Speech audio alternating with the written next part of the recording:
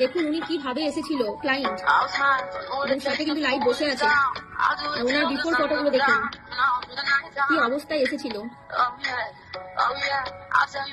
এই সিস্টেম থেকে কিন্তু উনি চেঞ্জ হয়েছে, নিউট্রিশন খেয়ে ওয়েট লস করেছে। লাইভ ক্লায়েন্ট ফিডব্যাক, বাড়িতে বসে ওজন কমিয়েছে। Wow, change, totally change. সাথে এখন বসে আছে লাইভ। দেখো আটটার সাথে দেখো এখন।